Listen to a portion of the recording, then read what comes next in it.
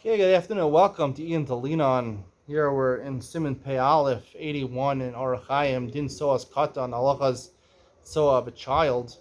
I'd like to discuss Halacha Beis over here, which not talking necessarily of the Soa of a Katan. It's talking about, it's a Gemara in Brachos and the Chav Beis, where you're walking on the way and you had no reason to suspect there was human excrement there, a dirty diaper. And then you see it in the middle of Kriya Shema, so you stop. You go Dalit Amos away from it. Clearly, you're supposed to go Dalit Amos ahead of it, so it's behind you 4 Amos. You can't do that. 4 Amos should make it 4 Amos to the side of you and continue from where you stopped, according to the Rashba. Rabbeinu Yonah says you have to go back to the beginning.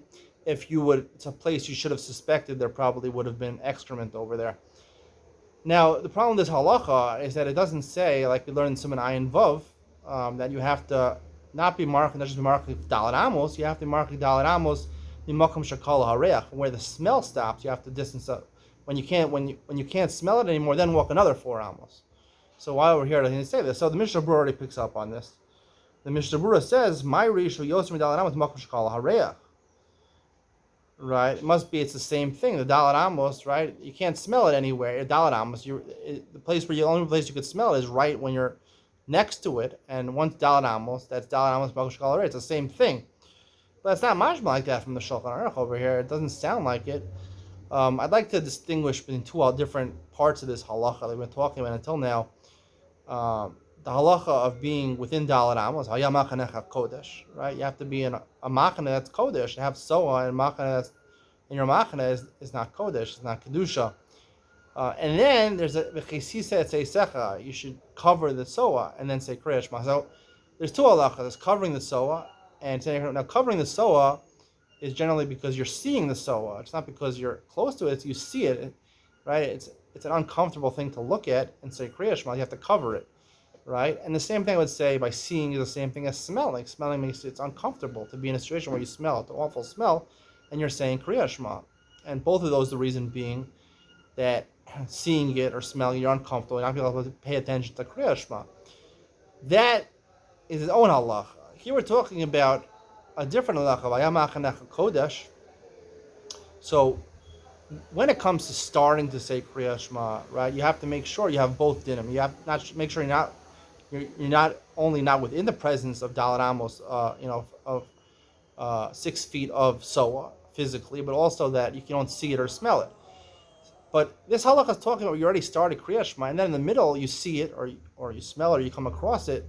So in that case, since you already started Kriya Shema, you're already in the middle of Kriya Shema, right? Probably you already said the first pasuk. The first pasuk is all that you have to have midoraisa kavana for. So you already said the first pasuk.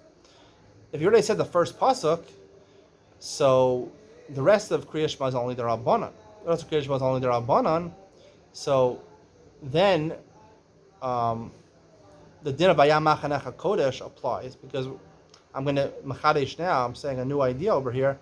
That even though he said say sechas to tell me that you shouldn't say Kriya Shema in the presence when you see soa or you smell soa because it makes you uncomfortable, you can't concentrate on Kriya Shema, which wouldn't apply after you say the first pasuk because you already yotzei the pasuk, right? And that's why here you don't have to be marking Dalit Amos Makom Shakal Hareach. However, the din of Vayamachanecha Kodesh, you still have to be marking Dalit Amos. It shouldn't be physically in the presence of soa 4 Amos. Why is that? What's the pshat?